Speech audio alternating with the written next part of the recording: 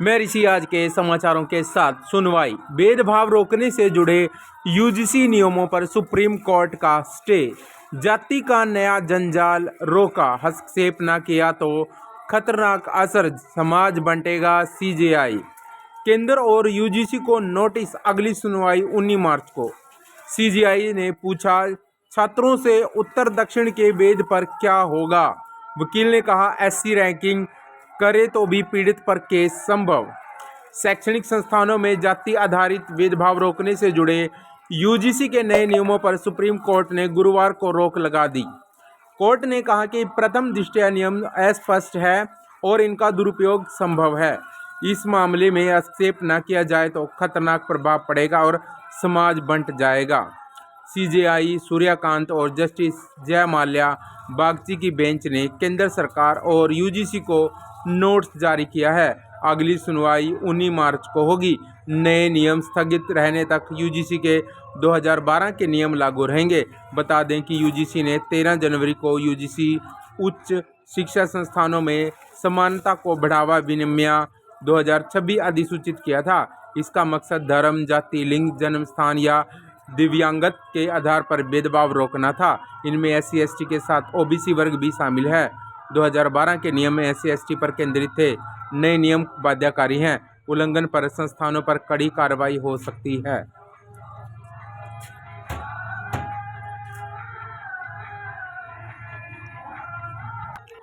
Merit के आधार पर होगी नियुक्ति, नहीं देना होगा साक्षात्कार।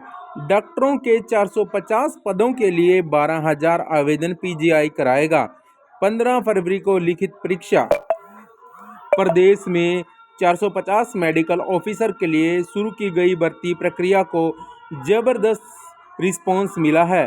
इन पदों के लिए 12,000 एमबीबीएस स्नातकों और अंतिम वर्ष के विद्यार्थियों ने आवेदन किया है। 2024-25 की तुलना में आवेदकों की संख्या लगभग 50% बढ़ गई है। फार्मासिस्ट के संशोधित भर्ती नियम तैयार, जल्द मिल सकती है मंजूरी। 6 महीने की ट्रेनिंग का क्लोज हटाया जाएगा।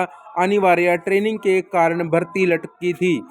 2021 के बाद नहीं हुई थी भर्ती। कई पीएचसी और सीएचसी सेंटरों फार्मासिस्ट नहीं। हरियाणा में फार्मासिस्टों के संशोधित भर्ती नियम तैयार हो गए हैं। संशोधित नियमों में 6 महीने की अनिवार्य ट्रेनिंग का क्लोज हटा दिया गया है। अब फार्मा के विद्यार्थियों को ट्रेनिंग के लिए बाध्य नहीं किया जाएगा। विभाग ने संशोधित नियमों को मुख्यमंत्री के पास भेज दिया है। 2 दशक पुराने आरटीआई कानून की दोबारा समीक्षा करने की जरूरत। दुनिया की बेहतरीन प्रथाओं के अनुरूप बनाने से 20 साल पुराने कानून की बढ़ेगी व्यापकता। अधिकारी खुलकर रखेंगे विचार।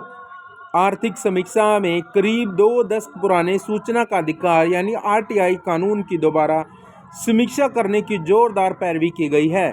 सर्वे में कहा गया है कि गोपनीय रिपोर्टों, ड्राफ्ट, टिप्पणियों और आंतरिक नोट्स को सार्वजनिक करने की बाध्यता शासन प्रक्रिया को सीमित करती है। आरटीआई अधिनियम 2005 को न तो बेकार की जिज्ञासा पूरी करने के लिए बनाया गया था और न ही सरकार को बाहर से माइक्रो मैनेज करने के लिए। इसका मकसद कहीं अधिक व्यापक है, जो कानून में साफ तौर पर लिखा गया है। रिपोर्ट में कहा गया है कि इस कानून का मकसद सरकारी संस्थानों के कामकाज में पारदर्शिता और जवाबदेही बढ़ाना है, भ्रष्टाचार को रोकना और लोकतांत्रिक प्रक्रिया में लोगों की भागीदारी को मजबूत करना है। करीब 20 साल बाद अब आरटीआई कानून की समीक्षा की जरूरत हो सकती है। 15 लाख शिक्षकों व कर्मियों को 5 लाख तक कैशलेस इलाज की सुविधा। यूपी कैबिनेट का फैसला, सरकारी के साथ निजी अस्पतालों में भी करा सकेंगे इलाज। शिक्षक दिवस पर सीएम ने की थी घोषणा। लखनऊ प्रदेश में बेसिक व माध्यमिक शिक्षा विभाग के शिक्षकों को बड़ा तोहफा मिला है। 15 लाख से अधिक शिक्षकों, शिक्षणेतर कर्मचारियों, उनके आश्रितों को 5 लाख रुपए तक का कैशलेस इलाज की सुविधा मिलेगी। मौजूदा शिक्षा स्तर से हरियाणा विद्यालय शिक्षा बोर्ड की होंगी 2 वार्षिक परीक्षाएं। पहली सामान्य परीक्षा फरवरी और मार्च में, दूसरी जून जुलाई में होगी। प्रदेश के सरकारी और निजी विद्यालयों में पढ़ने वाले लाखों छात्रों के लिए खुशखबरी है। शिक्षा स्तर 2025-26 में अध्ययनरत विद्यार्थियों को पहली बार 2 वार्षिक परीक्षाएं देने का मौका मिलेगा। हरियाणा विद्यालय शिक्षा बोर्ड पहली सामान्य परीक्षा फरवरी में और मार्च में कराएगी, जबकि दूसरी वार्षिक परीक्षा जून जुलाई में करवाएगी। नए बदलाव के तहत दूसरी वार्षिक परीक्षा केवल नियमित रूप से कानूनों स्कूलों में पढ़ने वाले विद्यार्थी ही दे सकेंगे। वन टाइम स्कॉलरशिप 50% बच्चों के खाते आधार से लिंक नहीं। सरकारी स्कूल में पढ़ने वाले अनुसूचित वर्ग के विद्यार्थियों को वन टाइम स्कॉलरशिप लेना टेढ़ी खीर नजर आ रहा है, क्योंकि 50% बच्चों के खाते आधार से लिंक नहीं हो पाए हैं, जिस कारण MIS पोर्टल पर अपडेट न होने से प्रक्रिया पूरी नहीं हो पा रही है, जिससे मुख्यालय के पास अधूरा डाटा होने के कारण वन टाइम स्कॉलरशिप विद्यार्थियों को नहीं मिल पा रही है। आपात इलाज पर खर्च से इनकार, चिकित्सा से वंचित रखने के सामान। CRPF के एक जवान की याचिका पर हाई कोर्ट ने दिया आदेश। हाई कोर्ट ने स्पष्ट किया कि किसी सरकारी कर्मचारी के चिकित्सा क्षतिपूर्ति दावे को केवल इस आधार पर खारिज नहीं किया जा सकता कि इलाज नॉन इम्पैनल्ड अस्पताल में कराया गया या पूर्व अनुमति नहीं ली गई, खासतौर पर जब मामला आपात या जीवन रक्षक स्थिति से जुड़ा हो। अदालत ने कहा कि अनुच्छेद 21 के तहत स्वास्थ्य तक पहुंच जीवन के अधिकार का भिन्न हिस्सा और आगाध इलाज के खर्च से इनकार करना व्यक्ति को आवश्यक चिकित्सा से वंचित करने के समान है।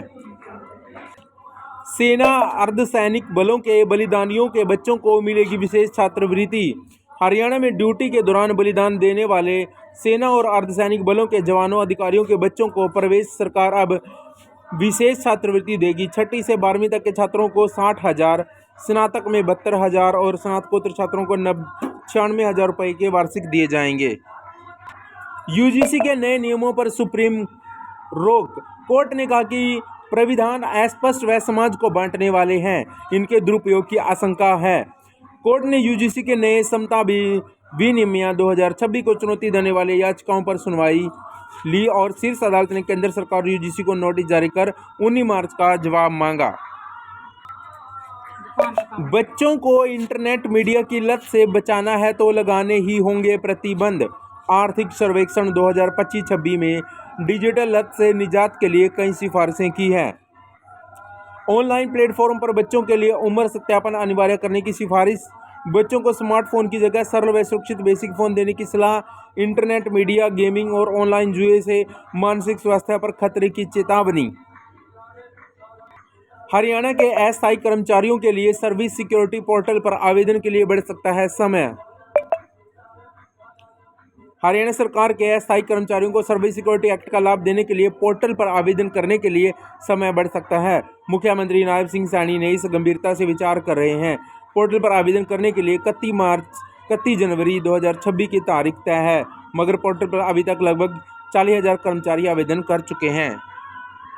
आर्थिक सर्वे। जंक फूड के विज्ञापनों पर सुबह 6 से रात 11 तक पाबंदी हो। पहली बार आर्थिक तस्वीर में शारीरिक मानसिक सेहत पर भी फोकस।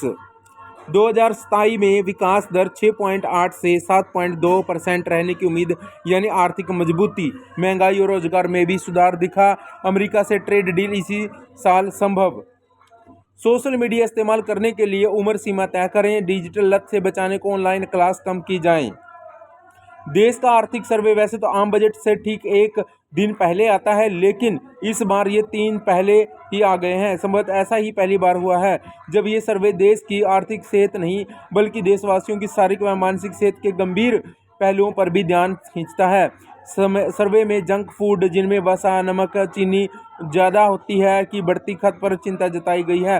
साथ ही सुझाव दिया गया कि जंक फूड के विज्ञापनों पर सुबह 6 से 11 बजे तक पाबंदी लगाई जानी चाहिए। केंद्र की 14वीं वार्षिक एकीकृत रेटिंग रैंकिंग की रिपोर्ट जारी। UHBVN और DHBVN की ग्रेड गिरी, A+ से A में पहुंची। प्रदर्शन में गिरावट के मुख्य बिंदु। भारत सरकार द्वारा जारी 14वीं वार्षिक एकीकृत रेटिंग और रैंकिंग की रिपोर्ट में उत्तर हरियाणा बिजली वितरण निगम और दक्षिण हरियाणा बिजली वितरण निगम अपने पिछले साल के उत्कृष्ट प्रदर्शन को दोहराने में विफल रही है। ताज़ा रेटिंग में ये दोनों कंपनियां A+ श्रेणी से नीचे गिरकर अब ग्रेड A पर आ गई हैं। बुधवार देर रात अमेरिका से डिपोर्ट 149 युवाओं को लेकर दिल्ली पहुंचा विमान। करनाल के 15 युवक बेड़ियों में अमेरिका से डिपोर्ट। पीड़ित बादल की आप बीती ठंड में थे देते थे यातनाएं, एजेंट पर भरोसा पड़ा भारी, जमीन गहने बिके। करनाल जिले के ब्रोस गांव निवासी 25 वर्षीय युवक बादल उर्फ विशाल राणा को अमेरिका भेजने के नाम पर एजेंट ने कानूनी रास्ते का भरोसा दिलाया। उसे डंकी रूप में भेजा गया। नतीजा यह हुआ कि युवक को जेल यानी अमानवीय यातनाएं और आखिरकार बेड़ियों में जकड़कर भारत लौटना पड़ा। इस फ्लाइट में करनाल जिले के 15 युवक शामिल बताए गए हैं, जिन्हें अमेरिका से डिपोर्ट किया गया है। बुधवार देर रात 149 युवाओं को लेकर एक विमान इंदिरा गांधी अंतर्राष्ट्रीय हवाई अड्डा दिल्ली पर पहुंचा। तो साथियों, आज के समाचार यहीं तक। अगर हमारी अपडेट आपको अच्छी लगी तो प्लीज़ जरूर चैनल को सब्सक्राइब करें, ताकि नेक्स्ट अपडेट आपके पास सबसे पहले समय से पहले पहुंच जाए।